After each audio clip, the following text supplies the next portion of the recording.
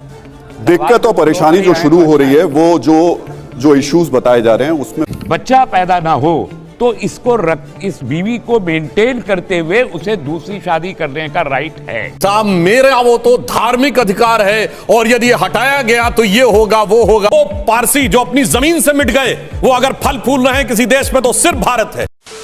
आप सभी को राम राम, आप सभी का स्वागत है आज की वीडियो में। तो आज की वीडियो सुधांशु त्रिवेदी जी और रहमानी के बीच में होने वाली है। जी हाँ, ये वही रहमानी है जो टीवी पर बैठकर शिवलिंग के बारे में गलत बोल रहा था, पर ये आजकल फिर से टीवी डिबेट में देखने को मिल रहा है। वहीं दूसरी तरफ निपुण शर्मा जिसने इसकी बात पर रिएक्ट किया था, वो आज अपने ही देश में जहाँ हिंदू बहुसंख्यक है वहाँ पर छुप कर रहने को मजबूर हैं, पर इस देश में मुसलमान खतरे में हैं।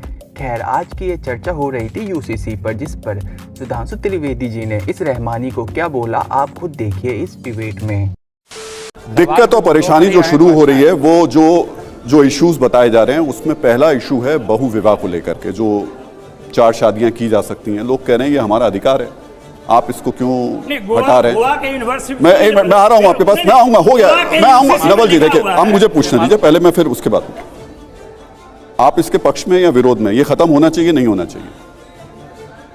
देखिए, जो अभी शुरू में सुधांशु जी ने जो कोट किया था, गोवा को कोट किया कि गोवा में एक यूनिफॉर्म सिविल कोड मौजूद है, वो पुर्तगीज का बनाया हुआ एक कानून है।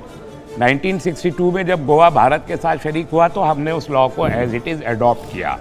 वो कानून क्या है?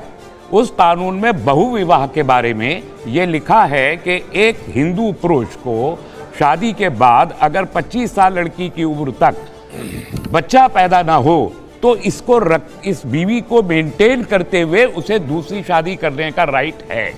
इसी कानून में यह भी लिखा हुआ है कि 30 साल की उम्र तक अगर इस जोड़े को लड़का पैदा ना हो तो भी उस हिंदू पुरुष को दूसरी शादी करने का राइट है without divorcing the first wife. Sudhanshu ji से सवाल पूछूंगा मैं। एक तरफ तो ये है, दूसरी तरफ उसी कानून ने मुसलमानों को कहा कि इनको कोई राइट नहीं है। तो बहुविवाह अगर देश का मुद्दा है, मैं रेस्ट्रिक्टेड पॉलीगैमी का हामी हूं।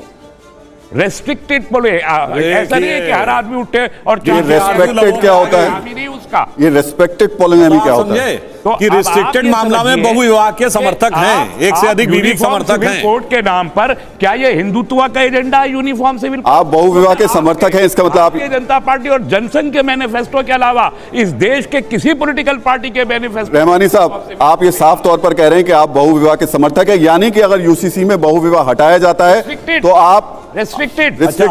क्या मतलब, क्या हुआ उसका? जैसे गोवा में रेस्ट्रिक्टेड है, गोवा में हिंदुओं के लिए रेस्ट्रिक्टेड है ना भाई। तो पूरा एक देश, वो आप पुर्तगाली कानून की बात कर रहे हैं ना, अब तो नया देश का कानून बनेगा। आप चाहते हैं कि वैसे ही कानून बने? उसको हटाने जा रहे हैं, इसीलिए हमने कहा कि ड्राफ्ट आए तो उस पर बात करें। आप चाहते हैं कि ऐसा कानून बने? एजम्पशंस में क्या बात करें? सुधांशु जी, क्या 62 का कानून ही लेकर के आप आएंगे जो पुर्तगालियों ने बनाया? देखिए, मजे की बात यह है, गोवा का कोई आपको स्टेटमेंट सुनाई पड़ा किसी को कि साहब मेरा वो तो धार्मिक अधिकार है और यदि हटाया गया तो ये होगा वो होगा। ये तो यही खोज के ला रहे हैं भाई, यही प्रॉब्लम है। मुद्दा ये नहीं है कि कानून की इंट्रिकेसीज क्या क्या होंगी और उनमें कैसे समाधान होगा। महत्वपूर्ण ये है कि साहब मेरा स्पेशल स्टेटस रहना चाहिए। और दूसरी बात, अगर भाई क्या आपने रिटर्न पे बोलिए, और गोवा से तो इतना अगर इनको एवर्जन है तो आपको पता है, शायद 10 में से 9 लोगों को नहीं पता होगा, जो कास्ट शब्द कहते हैं ना, ये कास्ट शब्द इंग्लिश का नहीं है, ये पुर्तगीज भाषा का शब्द है।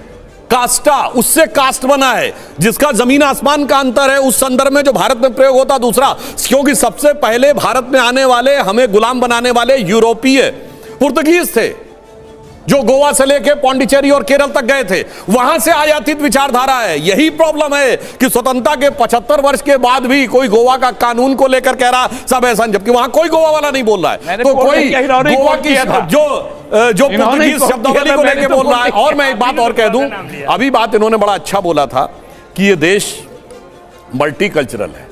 हाँ, ये दुनिया में इकलौता देश, अगर आपसे पूछें कोई जिस पे इस धरती पे पाए जाने वाले सारे धर्म पाए जाते हो तो वो सिर्फ भारत है। यदि आपसे पूछें कि वो पारसी जो अपनी जमीन से मिट गए वो अगर फल फूल रहे हैं किसी देश में तो सिर्फ भारत है।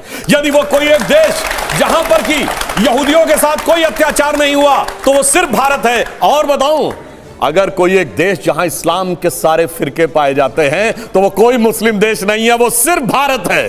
वो कोई एक देश जहां मस्जिदों में धमाके नहीं होते, वो सिर्फ भारत है। और वो सिर्फ इसलिए है क्योंकि ये हिंदू बाहुल्य देश है, क्योंकि हिंदुत्व यहां का मूल आधार है।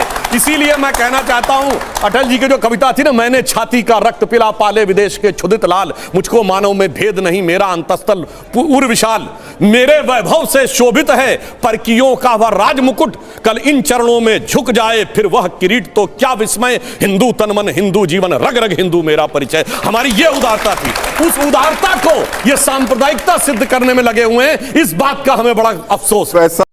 तो आज की वीडियो में इतना ही। अगर आपको हमारी ये वीडियो अच्छी लगे तो वीडियो को लाइक करें और हमारे चैनल को सब्सक्राइब करें।